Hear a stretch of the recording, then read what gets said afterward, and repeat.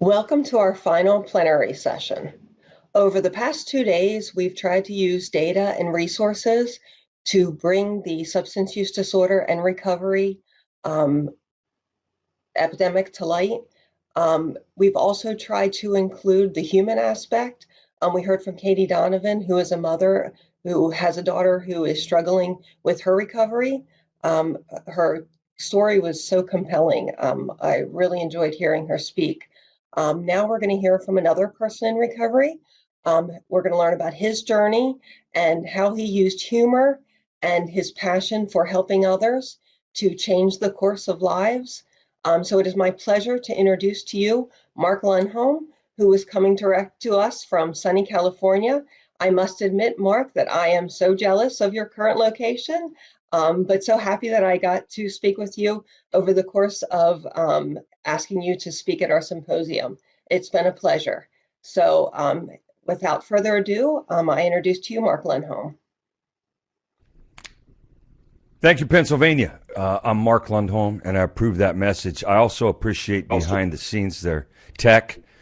They probably took 2 or 3 minutes to see if they could make me funnier. It's a trust issue, I'm sure. My name is Mark Lundholm, and I have the honor of addressing a whole bunch of first responders. Everybody on this call, I need you to hear this from me as one of the people you helped along the way.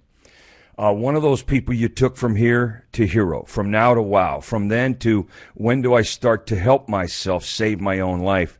This is really important today. I need to tell you that you're important. My screen just went out there. So, be that as it may, did you ever think, state of Pennsylvania, did you ever think you'd be in a position where you'd walk into a bank and you'd be suspicious because you're not wearing a mask? Okay? I started doing comedy in jails and rehabs and shelters and detoxes and prisons and places I've lived a lot in my life. I come from a dysfunctional family, which just means it didn't work. Everything we learned how to survive our own family never worked in the real world when you left our front door and joined the rest of you. So I need you to hear this from me, that you have helped a lot of people learn how to save themselves. That's what I've learned. I've been sober 32 years, and I'm a 12-step guy, but I'm not here to pimp for any program. I'm an AA-NA guy. I'm bisexual, as it turns out. I wrote that joke in 1988. You can have that. What I'm doing here today is to try to provide some kind of balance in the serious heart attack condition. Pre-COVID, this disease kills more people than car accidents, cancer, and war combined. And I know that personally. My family is deep in trauma, drama, mama issues. And that's what I want to talk to you about in a lighter mode today. Now, I don't make fun of the kids caught in a crossfire, the collateral damage in the community. I don't make fun of the addicts. I've been that yard walker, that street guy. In 1988, I was a 120-pound shake and bake, look and cook, tweak and peek, thump and bump guy living under a bridge in Oakland, California, my hometown. A bunch of years later, I did a Showtime special. I just did a TED Talk. It'll be up on YouTube next week. You have allowed me, the COs, POs, EMTs, MSWs, cops, judges, the interns, the psych workers. You have helped me see inside myself to change what's there instead of what's out there. Addiction is a cancer of the soul. Connections to truth, relationships, trust, all that stuff goes away whenever the bag or the bottle of the behavior shows up. So in a funny mode, I'm a comedian. That's what it says on my tax return every year. It says comedian. What I could write, where it says occupation, is man with a mental illness who's learned how to market all the felonies as a skill so he could pay a bunch of child support. That's what I would write. My family's dysfunctional, and we had no shortcuts to better. We had no shortcuts to better. What I want to do is I want people that I work with every day to have shortcuts. Not less work. Save you some time. Less time. If you're in Pennsylvania right now and you want to go to Florida, you go south. I'm almost positive that's true. I never finished the 7th grade, but I know you go south from Pennsylvania to get to Florida. You don't go through Alaska. Addicts go through Alaska or Moscow or the North Pole or several of those stops on their way from here to heroic, from get there to I am there. So as a comedian, I can shorten that time for inmates, inpatients, soldiers, vets, patients, clients. I get to work with a whole bunch of people. I do clinical comical group. Now, I don't have any letters after my name.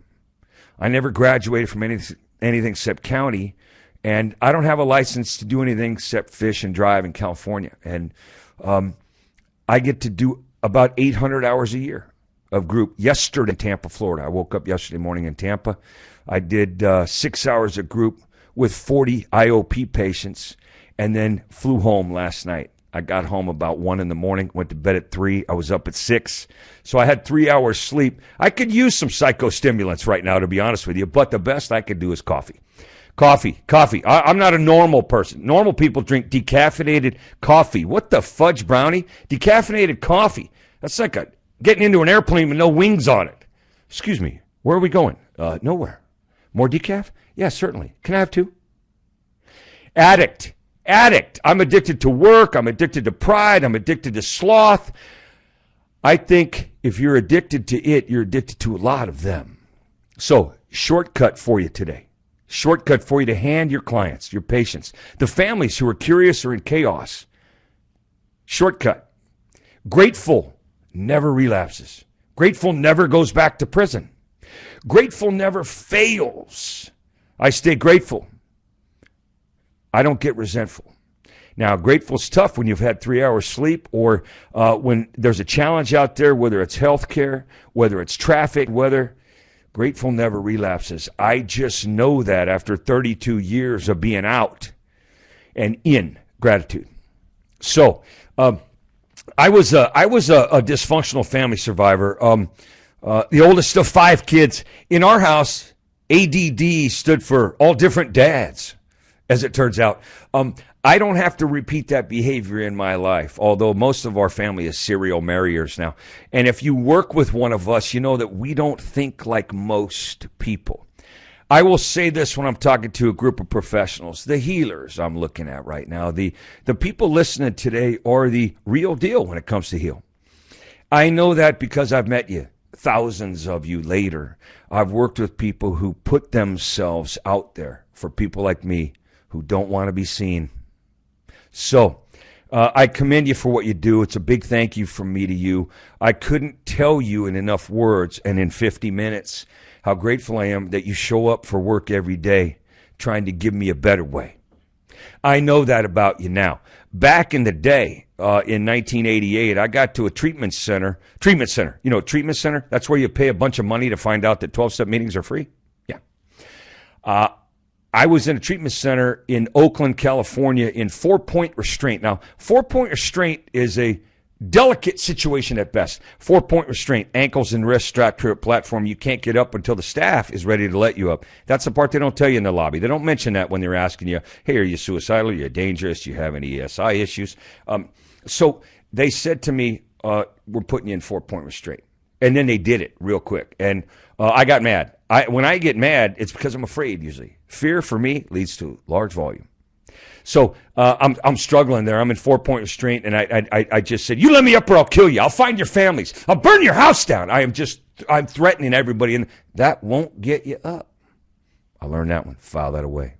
Loud doesn't substitute for content or message.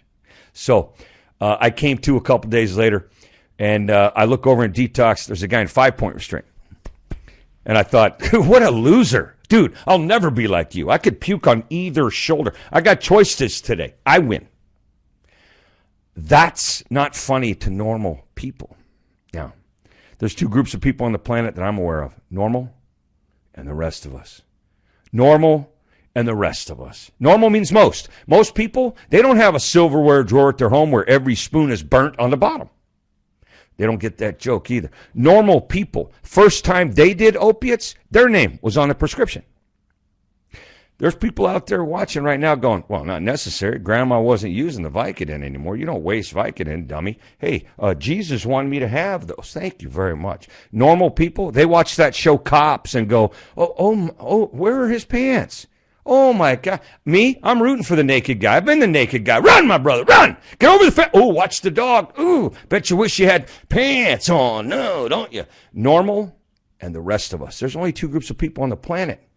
Black, white, he, she, gay, straight, tall, short, smart, not, Beatles, Stones. There are levels of all of those things.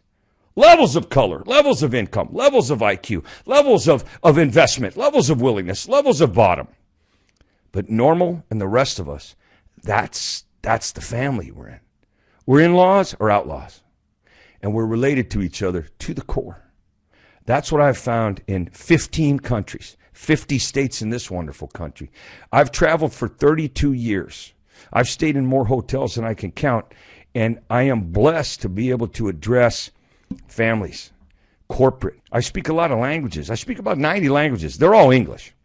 I speak defiant. I speak stubborn. I speak criminal. I speak parole. I speak corporate. I speak clinical. I'm fluent in female, as it turns out. My ex-wife, the plaintiff, most expensive joke of the day right there. She's got 25 years sober. I've got 32 years sober. We raise a child together because there's no ex-kids in a divorce. There's a shortcut for you people. There's no ex-kids. There's no step-kids when you hook up. There's no ex-kids when you break up. I'm committed to that kid, as is she, for the rest of our lives. Now, she taught me how to speak, fluent female, fairly gifted with grace. All those gifts that I didn't have growing up. My son's not growing up in the home I did. This is what we do here. We laugh. We laugh. If we can laugh about it, we can talk about it. If we can laugh about it, we can address it. If we talk about it and address it, maybe there's healing available from it. That's just the way it's worked for me. I have a gift and a curse at the same time. I suffer from FTW. That's my gift and curse. I have a job because of FTW. I have a penalty, a punishment in my head. First thought wrong. First thought wrong. Now, when I said FTW, what'd you think? First thought wrong. Inaccurate, cruel, self-centered, whiny, ungrateful, criminal, judgmental, crazy. First thought wrong. First thought wrong. I'll give you an example. As the dysfunctional family survivor that I am, first thought wrong. I don't want to get up at 6 this morning to talk to Pennsylvania through a screen. Second thought wrong. Third thought wrong. Fourth thought wrong. You ever think, I don't want to go to work today? Why'd you show up? It's because we get past the first thought to the next right thing. First thought wrong. Every client you'll ever work with has that if they're the addicted, afflicted, convicted community. Now, we're working with the Pennsylvania Psychostimulant Symposium. First thought, that should be a roadside sobriety test. Try saying that. Have you been drinking? No. Are you okay? Yes. Can you say Pennsylvania Psychostimulant Symposium? Cuff me, drag me away right now. I lose. I need some kind of filter. First thought wrong. If I do enough, I'll be enough. If I don't look at it, it'll just go away by itself. This addiction, this disease, this punishment I do up here in my head. You ever had first thought wrong and your low self-esteem shows up? Low self-esteem. You ever had such low self-esteem that you're making love to somebody and you look at them and think, I can't trust them. Look at the choice they just made. Terrible. Now, if you didn't laugh at that, I get it. Some of us take ourselves so seriously, no one else will. I don't want you to be one of those people. Cold, shut down.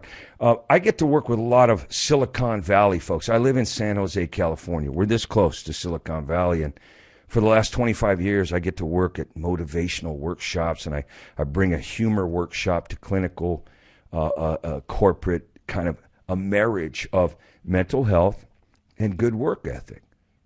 How to work at work and not take it home with you. How not to drag the home issues into work so we're less productive. The workshop's called Humor Begins and Ends with HR.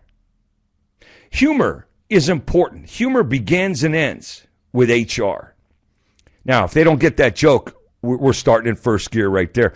I was working for eBay a couple months ago. It was a live show, and I'm working with the eBay crew there. There's about 80 people. Maybe 20% of them make 8 figures a year. These are big shots, right? And I'm not. I'm not a shot caller. I got no juice card status. Now, if you're a normal person, you went, what did he just say? It means I'm important. Well, yeah, I am important. And if I remember that, I stay grateful. And if I'm grateful, I don't go back. I never have to go back. But I've been back to over 500 prisons or jails in 30 plus years. That's different ones. That's not 500 visits. The visits are way more than that. But I've been back to a place where we're incarcerated because we're uninformed, ignorant, or mistreated. Now, I didn't just give the people a pass in there. In fact, I go to San Quentin twice a year. For a lot of years in a row now. And I get to ask the cons in there, hey, I know that life ain't fair, but check it out. If they locked you up for everything you really did do, when would you get out? There's a whole bunch of nevers. There's a whole bunch of lifers. There's a whole bunch of, when you put it like that, yeah.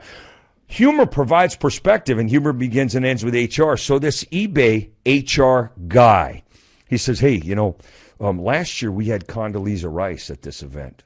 I never heard of you. And I said, first thought wrong, second thought wrong, third thought wrong. I said, that's okay. There was a point in my career where I didn't know who I was. So don't worry about it. He didn't laugh at all. He was one of these stone-faced guys. You ever meet that person at work? How you doing, John? Good, you? John, wow, tell your face, because it didn't register good at all. Not zero good there, John. I told him, I said, well, I'm going to do the best I can. He goes, well, they hired you. I didn't have a say in it, but they hired you. And listen, you're not going to use adult language, are you?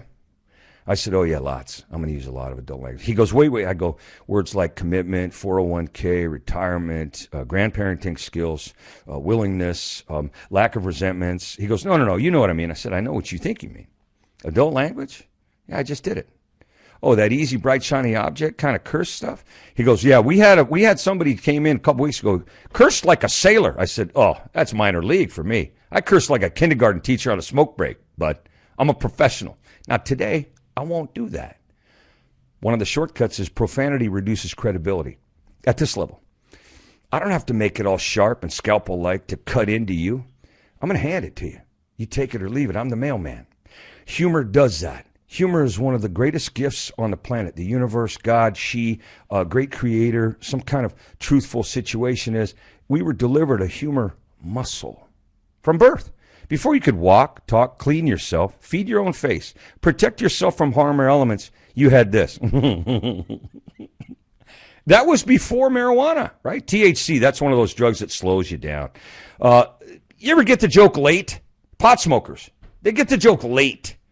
3 days after the joke, they go, sorry, Your Honor, I'm sorry. You were saying? Everybody who smokes marijuana in this country should be legally forced to wear a T-shirt all day that says, wait, what? They're wait, what people? THC slows you down. Huffing, meth, psychostimulant, acid. I'm an addict. I'm an old addict. I've gone from acid to antacid. I can't quit. You ever know you're getting old? You ever run out of breath and you're eating? You ever pee 3 times a night? You only got out of bed twice? Oh, man. That's old guy stuff right there. So what I have is first thought wrong, and it's why I do what I do for a living. A lot of people you're trying to help, they have gifts. They have assets. They have tools. We've used them as weaponry. Intelligence can be a weapon. Love's a weapon. Trust's a weapon. Charisma. Trust is one of those things that I could sell guns to nuns. I'm wordy. I'm slippery. I could sell guns to nuns, steal them back, sell the same guns, same nuns. That's how good I am. But funny has always been a shield for me from unfairness, abuse, and other, right? Some of the stuff I can't go into today in my history, and I'm not, it's not because I'm shy about talking about it. It's just because I got 50 minutes, and we want some balance and levity here today. So humor, the ha-ha shows up today because the aha will follow. You know what happens when you use humor well at your job? At the, at the clinicians, the counselors, the professional codependents, the people who get paid to be enmeshed or to put themselves last on the list, to sacrifice for other people. I grew up in that house. Codependents, joke for you to use. Codependents have a mating call. They're easy to spot. In public, they have a mating call. Aww. Now, if you're an addict or a criminal and you hear, aww, don't you kind of go, yeah, that's attractive till Wednesday. They probably still got a good credit and bad boundaries. That's a good mix. That's a nice speedball right there. Normal people. Speedball. What's it? Is that a game? Yeah. Speedball. Big game. A lot of players. Nobody wins.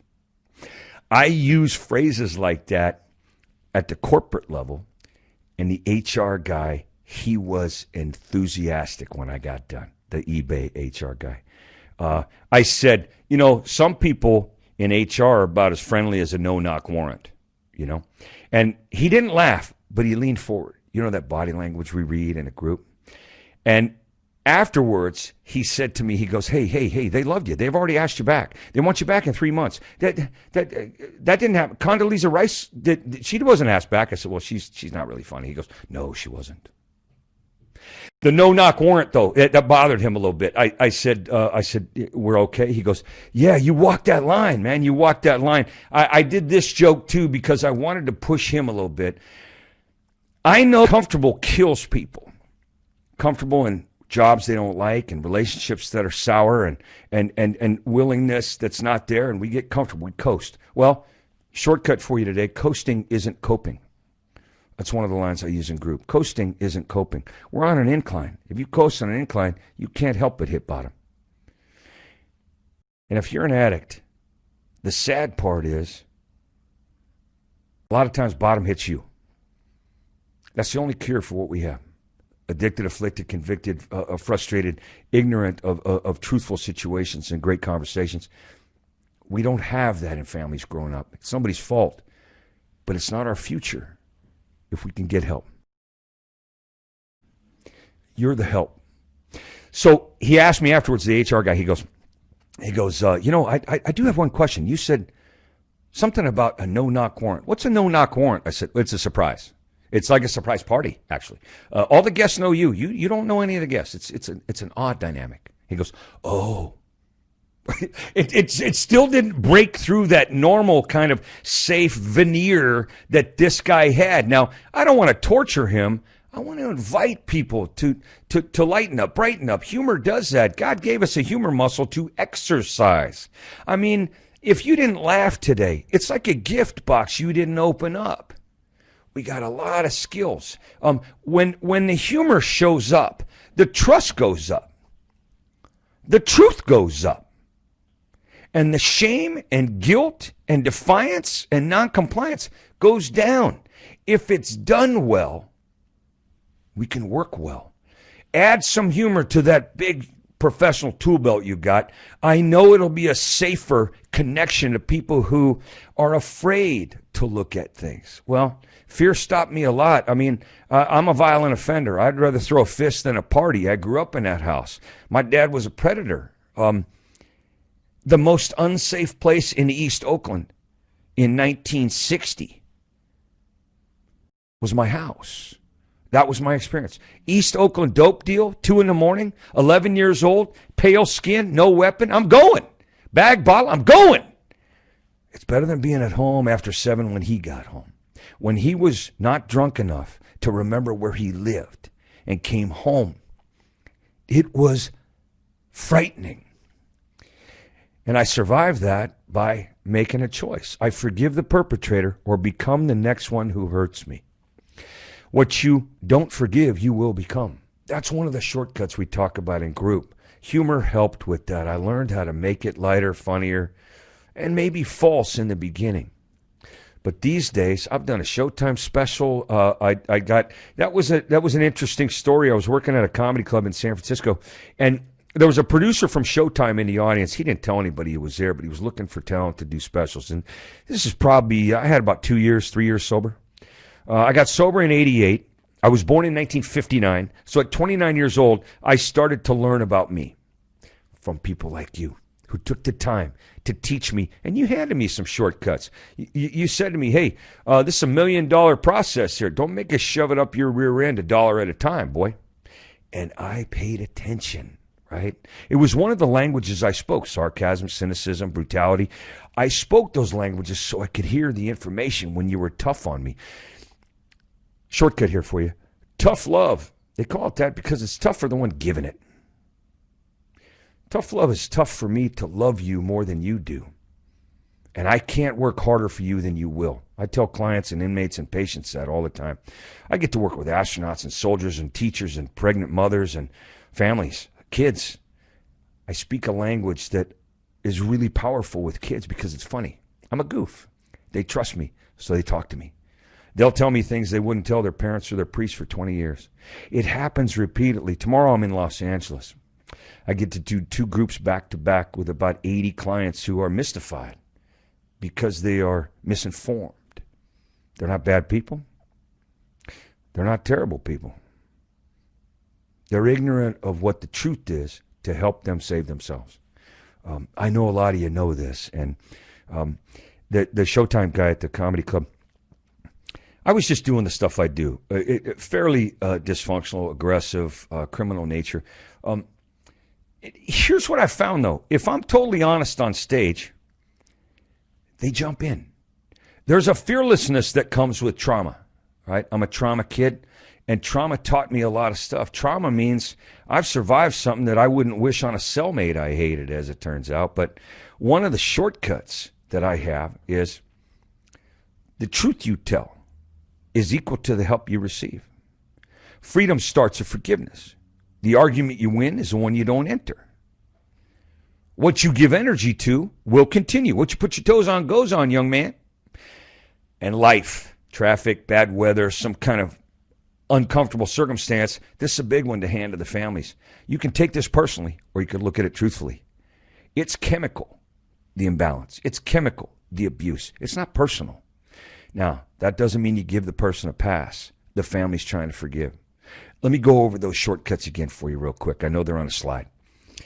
The truth you tell is equal to the help you receive. You want 100% help? Try telling 100% truth. Freedom starts with forgiveness. You forgive or you become that perpetrator. The argument you win is the one you don't enter. I was in Dallas recently. And I exited the bathroom and I was going too fast. I exited the restroom, Dallas, big airport, and I bumped into a guy. The argument you win is the one you don't enter.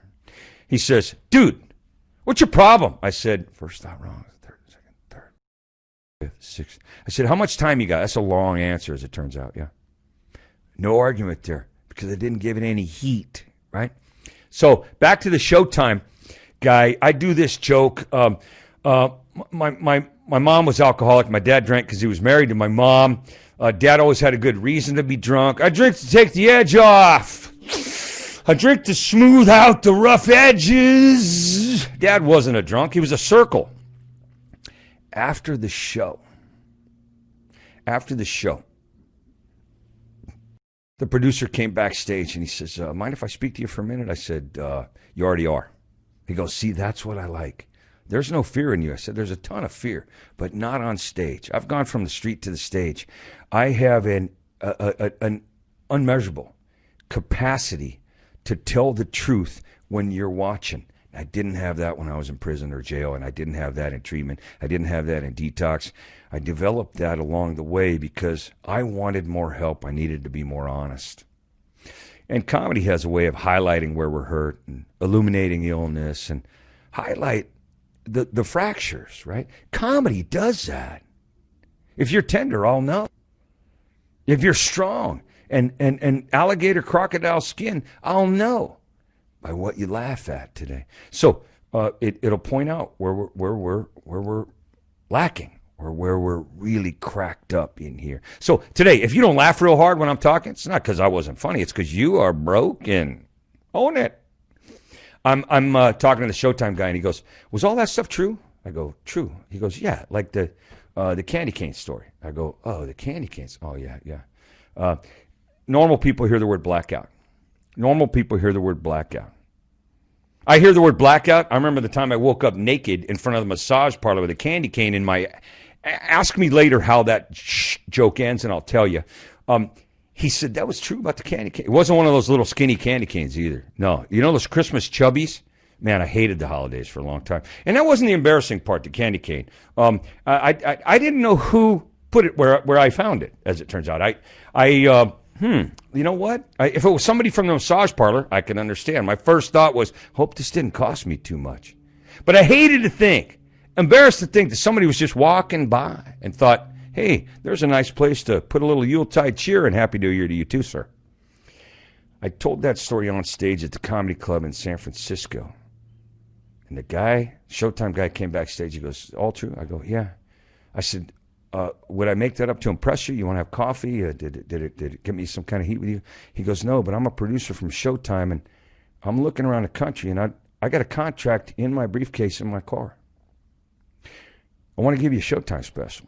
First thought wrong, second thought wrong, third thought. You ever had 50 or 60 wrong thoughts in a row? You ever have 15 or 20 strong, wrong, long thoughts wrong? Before you even get out of bed, I don't want to go to work today.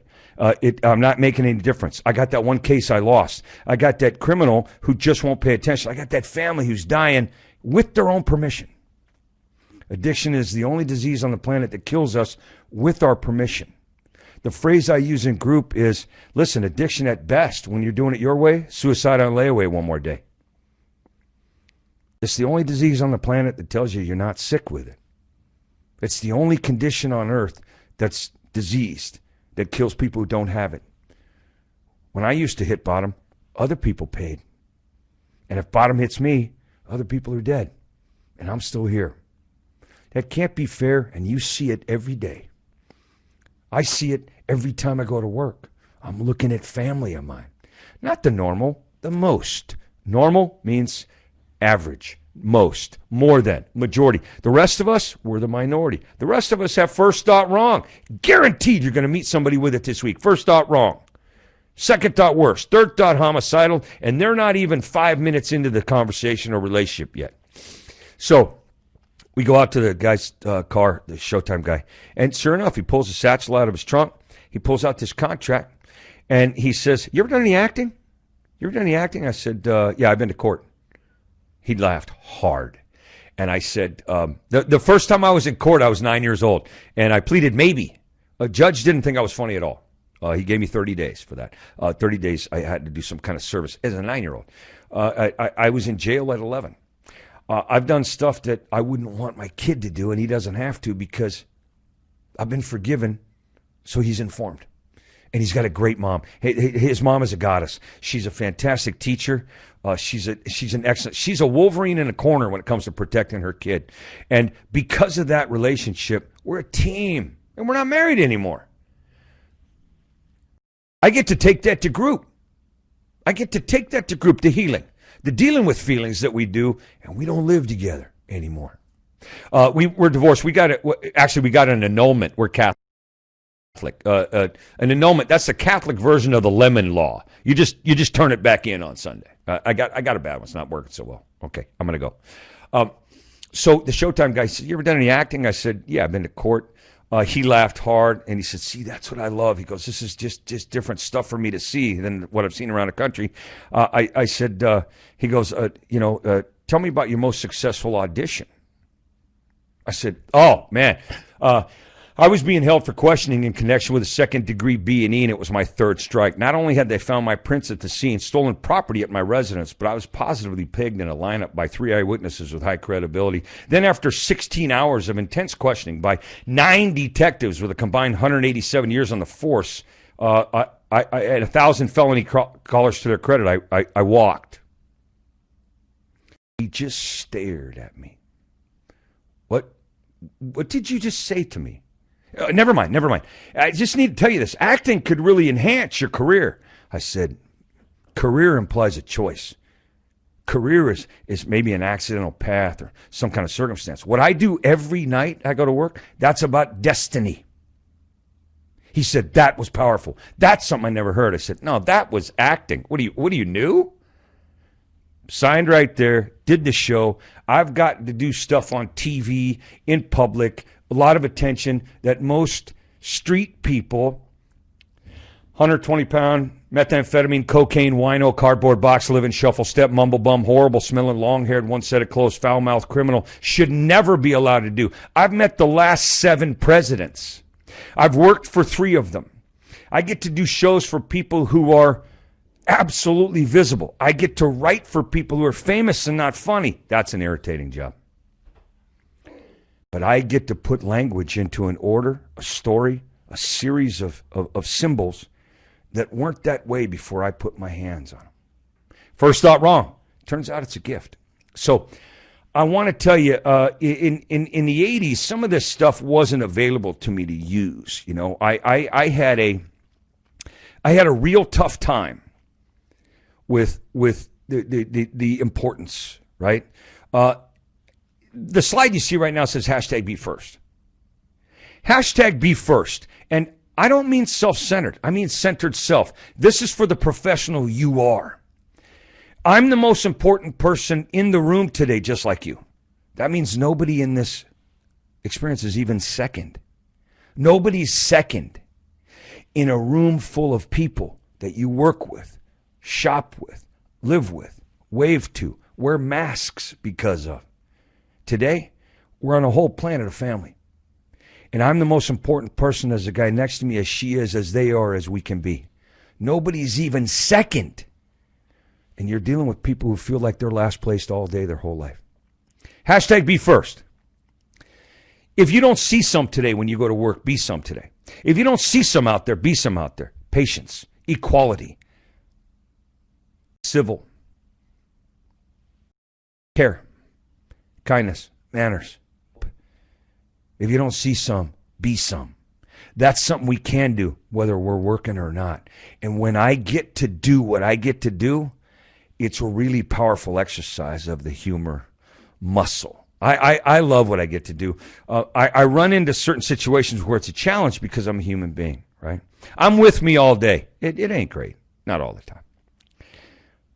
But since freedom starts with forgiveness and grateful never relapses and what you give energy to will continue, and hashtag be first, I'm the most important person in my life. That way I got a lot of important people in my life.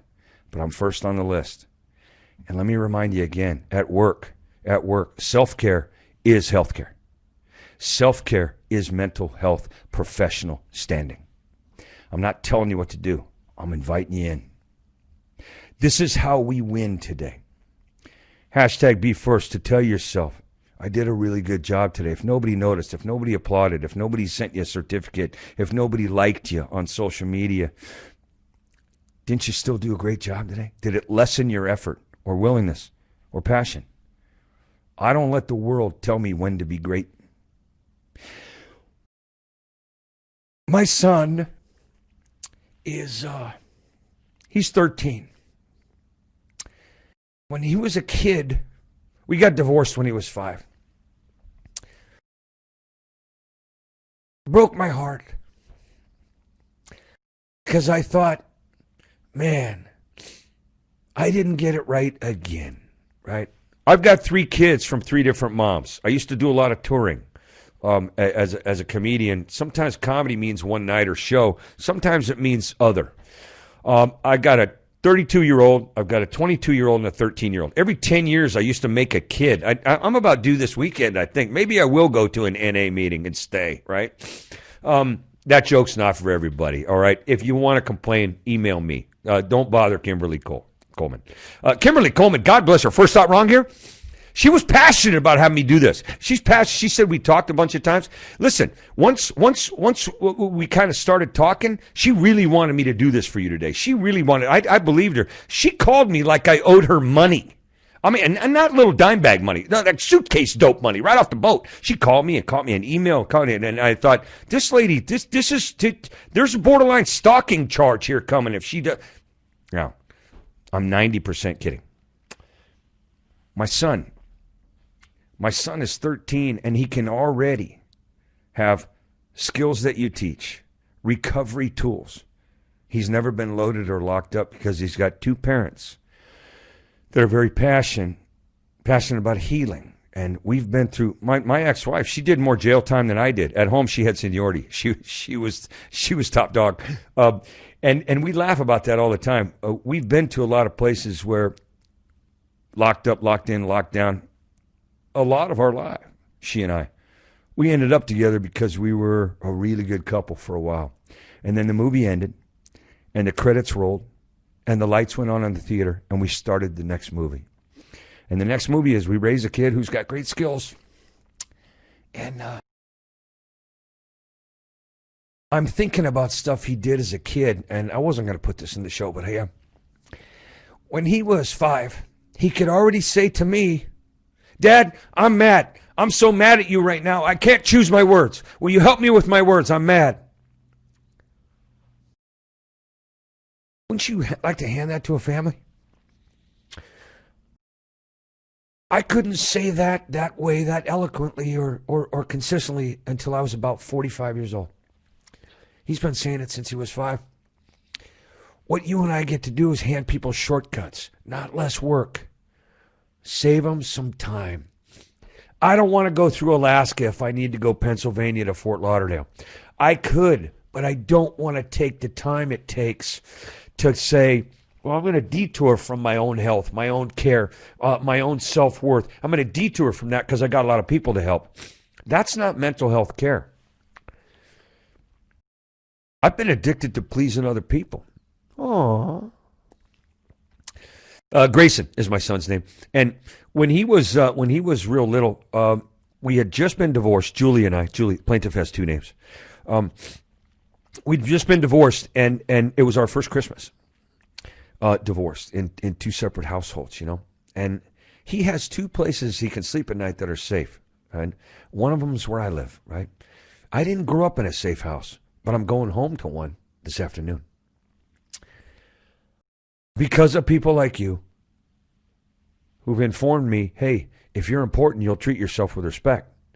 I mean, who do you treat better, Mark? Somebody you respect and have forgiven, or that one you want to blame and punish? Make a choice. Be first. So that's what I do. And I've passed it on to him many times in many ways, but not always gracefully, right? First thought wrong, second thought wrong, third thought wrong. I was a suicidal guy. In 1988, October of 88, I put a gun in my mouth and pulled the trigger. I was at a $6 an hour motel room, and I didn't have $6. I broke in through a screen in the back window, through the bathroom, cut myself on the window I broke, and I didn't care because I was going to kill myself anyway. I had a .22 pistol, put it up against a soft pallet, the roof of my mouth, and I pulled the trigger, and the gun jammed. My first thought was, I suck at everything, man. I am truly unsuccessful. I get another case of, no, you didn't. You thought you were. Anyway, that was the day of the 4-point restraint visit, where I got to learn about who I was and who I was not. And who I am not, partially, is a phenomenal example of healthy. First thought wrong, second thought wrong, third. Sometimes it takes me 20 minutes to get the one that works. Or the one that says, shh, stop thinking. Shortcut, thinking isn't listening. Listening is listening. I hear the universe. I hear you when you talk to me. One of the greatest gifts a counselor, a therapist, a police officer, a mother, a comedian have. You. One of the best gifts we have is we have the ability to make it quiet in here, hold it in here, and take care of them out there. I listen. So Christmas morning, I'm taking Grayson. He spent Christmas Eve with me. I'm taking Grayson to his mom's. It's going to be her day. She has Christmas Day with our son, and it's killing me inside. I'm on the road probably 300 days a year in a normal year. You know, with this current situation, I do a lot of Zoom, a lot of not in the room, a lot of telehealth and all that stuff that's probably never going away now, but I get to do it consistently. I get invited places. I never used to get invited anywhere but court, and then I wouldn't go. But, you know, I had RSVP busy or something like that. So Christmas morning, we get up early. We walk outside. Back then, I'm driving a Chevy pickup truck, and I notice it's off balance. It's not leaning right. It's just not sitting right. Grace and I are coming out there, and we walk around the truck, and I see there's a knife in the sidewall of my tire. Big knife stuck right in the sidewall of the tire. First thought wrong, second thought wrong, third thought. I'm going back to prison. I'm going to take somebody's head off. I'm going to unlock that guy's jaw. I pretty much, I know who it was. I had a confrontation a couple of days before that in the complex I lived in, and this meth head, this crankster, this stimulant addict who I speak that language. He's got a ponytail. In a fight, that's a handle. He's done. Take a breath. I touch all my teeth with my tongue. It's one of the tricks I've learned for First Thought Wrong. I plant my feet. I take a breath. I touch all my teeth with my tongue before I speak. Now, if you're a meth person, that last part could be quick, right? Just make a couple laps around all 6 teeth and don't cut your tongue on a busted one, right? I slow down. I look at the knife and the tire, and he goes, Dad, is that a knife? Grace, is that a knife? I said, yeah, First Thought Wrong, genius. That's a knife. That's a knife. Yeah. He goes, Merry Christmas to us. I said, what do you mean? He goes, that's a nice knife, Dad. I'm thinking glass half full, baby Buddha, junior Jesus here. What a great kid. I started to laugh at a knife in my tire. I thought, you're right. He goes, Dad, nice. What are we going to do, buddy? He goes, well, good news, bad news, Dad. He learned that from me. I always used to give him good news, bad news, and a couple of choices. And I said, what, good news, bad news? He goes, I'll go, okay, what's the bad news? Duh, knife and tire, Dad. Knife and tire. Okay, what's the good news? He goes, only one tire's flat, Dad. We fixed the truck. I drove him to his mom's. And I thought, that kid is unlimited in his joy and spirit and gratitude and his vision. I have First Thought Wrong. He might grow into that. He probably has it. Both his parents do. Addiction is First Thought Wrong. That's the disease. It lives here, a wreck up from the neck up that I am and can be consistently. Best I could do today is a manageable level of cuckoo. That's the best I got. But I've gone from dope to hope here. I go from lying and dying to living and giving here. I go from drinking and sinking to staying and playing and praying here because I get past First Thought Wrong. Run that by the people you work with this week. See if they bite on the nibble, the chum in the water that First Thought Wrong is as a language, right? And we get past it. So I take him home. I drop him off at his mom's for Christmas Day, and I went back to my place, and I did a couple of meetings for the 12-step process. So I'm in to talk to a sponsor or two. I started to help somebody else that day because I was feeling real low and light on worth, right? And it reminded me of a time where Grayson, when he was a little kid, probably 4, he was already playing soccer, right? And we were out there at soccer practice, and 45 minutes into practice, the coaches had not shown up. I was livid. And I'm waiting, First Thought Wrong, 50th thought wrong, 2,000 thoughts into the 45 minutes. I mean, how fast do you think when it's going downhill? Never had a positive thought there, never a healthy thought. And I'm trying to help people heal. 4-year-old kid, he's running around kicking the ball. They don't care, they're kicking the ball around. They don't notice there's no coaches. They're kicking the soccer. What the heck, right? The ball's up to their knees anyway. I mean, they're little kids with this big old soccer ball, and they're kicking it around. And I went over to all the parents leave, and the kids are going. There's me and one other family there, and the coaches haven't shown up. Did I tell you that part? I said, Grayson, come on, we're going to go. He goes, Dad, we didn't have practice. I go, yeah, the coaches didn't show up. He goes, yeah, dude, wow, I hope they're okay. Hope they're okay? What? I didn't have that thought in 45 minutes. I wanted them dead in an intersection. I want their house burned down with them in it because I'm delayed. 45 minutes of my life? Come on, I got stuff to do. I said, boy, that's a great thought. He goes, can we call him? I said, I called him a bunch of stuff already. Yeah, I called him plenty. So we went home. I learned from my kid. We learn from the people we try to teach to heal. I'm a good listener. I'm also a good student. A great teacher is a good student first. Here's the last thing I'll tell you.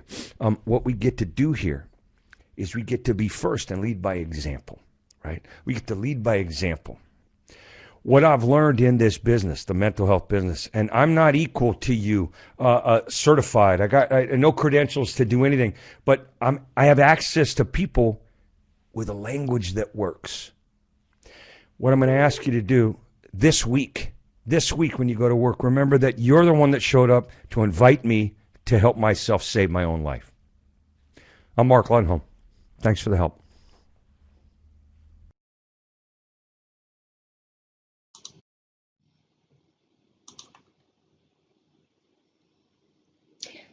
Mark has a very unique way of bringing his story of recovery to us with humor. When I was researching Mark to speak at our symposium, I watched his YouTube videos. There was certainly a lot of humor, but there was also a lot of raw emotion, especially when he talked about those he had met along on his journey. So I want to thank Mark for not only speaking with us today, but also for everything that he does when he's not speaking about substance use disorder and recovery. And I would also like to set the record straight that Mark was actually stalking me because he was so passionate about speaking at our symposium.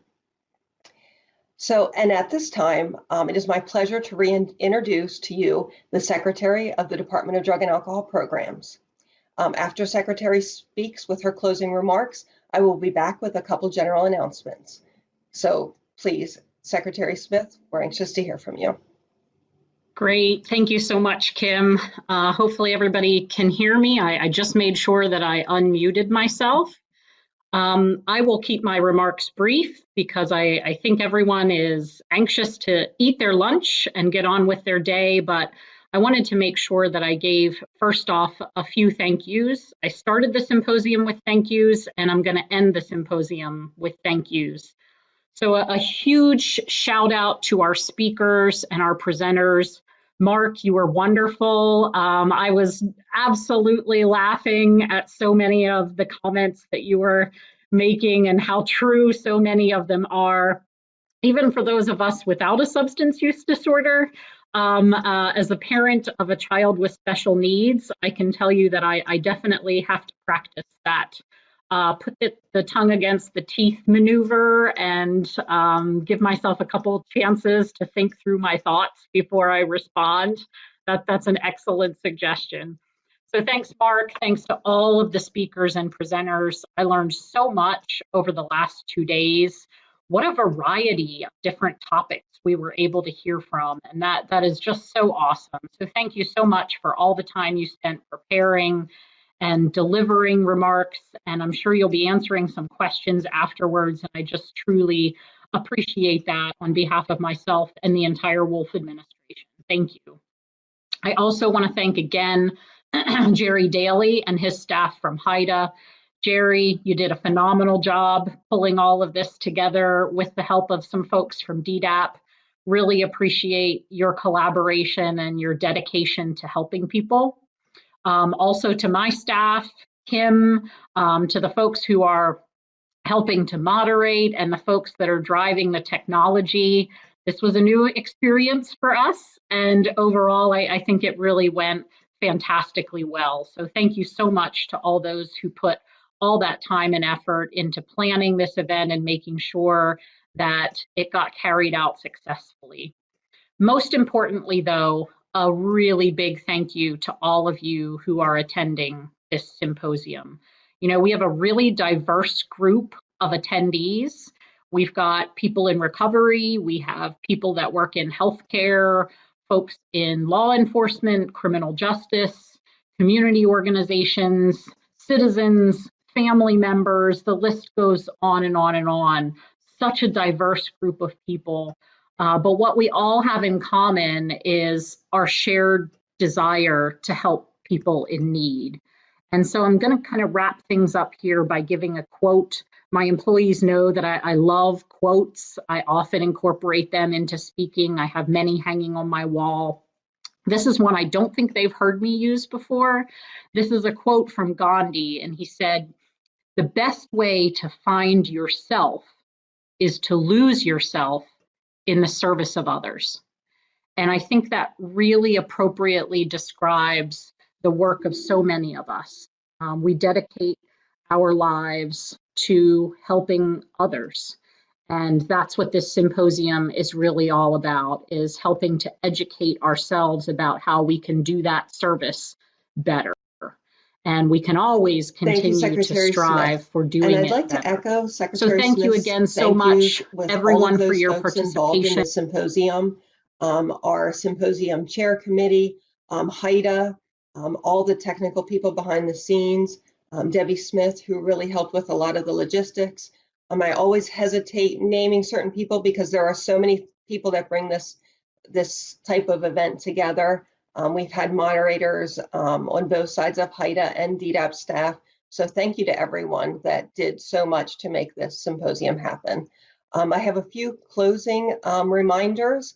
We really need your feedback. So please complete the evaluation that will be emailed to you later today.